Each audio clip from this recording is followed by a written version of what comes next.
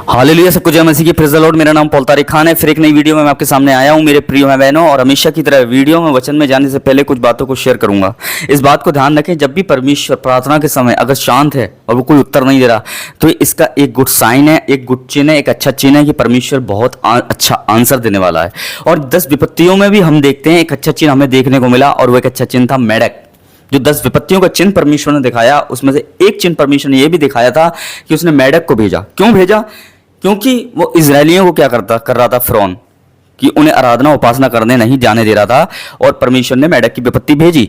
तो आज से इससे ही रिलेटेड एक वचन मैं आपके सामने रखना चाहूंगा। अगर निर्गमन पुस्तक पढ़ते हैं, अगर उसका 8वां अध्याय, मेरे प्रियानो अपनी बाइबल खोल लीजिए, 8वां अध्याय है, उसका पहला और दूसरा वचन हम देखने को मिलता है, जो आपकी स्क्रीन पर आ रहा है। वहां लिखा हुआ इस प्रकार, तब यहोवा ने फिर मूसा से कहा, फिरौन के पास जाकर कहे कि यहोवा तुझसे इस प्रकार कहता है कि मेरी प्रजा के लोगों को जाने दे, जिससे वे मेरी उपासना करें, परंतु यदि तू उन्हें ना जाने देगा तो सुन, मैं मेढ़क भेजकर तेरे सारे देश को हानि पहुंचाने वाला हूं। यहां परमेश्वर कह रहे हैं कि मेढ़क भेजकर मैं क्या पहुंचाने वाला हूं? हानि पहुंचाने वाला हूं। यह मेढ़क का एक साइन दिखाया परमेश्वर ने, मेढ़क का एक चिन्ह दिखाया। और मेढ़क का काम क्या होता है मेरे प्रियनो? मेढ़क का काम उछलने का होता है। मेढ़क की आज अन्य जातियों में हम देखते हैं मेरे प्रिय बहनों, आज मूर्तियों की क्या करते हैं? वो आराधना करते हैं। मूर्तियों की क्या करते हैं? वो चूहे की मूर्ति बना लेते हैं, वो हाथी की मूर्ति बना लेते हैं, और उसमें से एक मूर्ति इसकी भी बना लेते हैं कि वो जानवरों की मूर्ति बनाकर उनकी क्या करते हैं, उन्हें प्रेस करते हैं, उसकी आराधना, उसकी इबादत करते हैं, जिसमें से एक मेढ़क की भी मूर्ति बना लेते हैं वो। तो यहाँ हम देखते हैं मेरे प्रिय बहनों कि जिन जानवरों की मूर्तियां बनाते हैं, वही मूर्तियां, जिन जानवरों की मूर्ति बनाते हैं, वही जानवर उनके लिए एक नुकसान का कारण बन जाते हैं।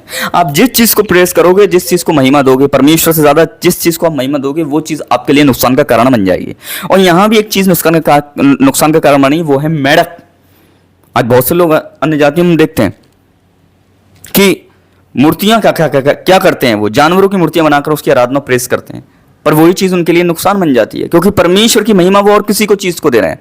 आज वो जिन जानवरों की मूर्तियां बनाकर उनकी आराधना करते हैं, जिनको महिमा देते हैं, वो ही उनका एक नुकसान का कारण हो जाती है। क्यों हो जाती है? क्योंकि परमेश्वर की महिमा जो थी वो किसी जानवर को दे दी, और वही जानवर उसके लिए नुकसान का कारण बन गया। और यही एक जानवर है, यही जो ऐसा जानवर है जो मेढ़क है, जो एक विपत्ति का कारण बन गया मिस्र देश के लिए और उसकी प्रजा के लिए, और पूरा बर्बाद कर दिया। यहाँ हमें देखने को मिलता है मेरे प्रिय भाई बहनों कि नील नदी से मेढ़क निकल के आ गए और पूरे मिस्र देश को क्या कर दिया? बर्बाद कर दिया। उसके खाने पे, उसके बछौने पे, और पूरी मिस्र देश पे, यहाँ तक कि शरीर पे मेढ़क आ गए और पूरा नुकसान कर दिया। अब मेढ़क का काम क्या होता है? मेढ़क का काम उछलने का होता है।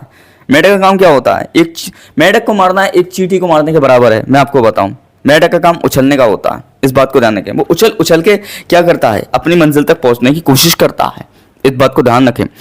इसीलिए मेढ़क उछल रहा है, उछल के वो क्या अपनी मंजिल तक पहुंचने की कोशिश कर रहा है। मेढ़क छलांग मारता है, इसलिए मारता है कि वो अपनी मंजिल तक पहुंच जाए और अपने शिकार को, वो छोटे छोटे जीव जंतुओं को खा लेता है। अपनी छलांग मारकर वो क्या होता है? शिकार कर लेता है। क्यों कर लेता है? जो छलांग वो लंबी मारता है। इस बात को ध्यान रखें। वैसे शैतान का भी अपना काम है, वो भी छलांग मारना चाहता है, वो भी आप एक छलांग मारना चाहता है। और जो कमजोर लोग हैं, जो निर्बल लोग हैं, जो अविश्वासी हैं, वो उन्हें निगलना चाहता है, वो उन्हें बर्बाद करना चाहता है, वो उन्हें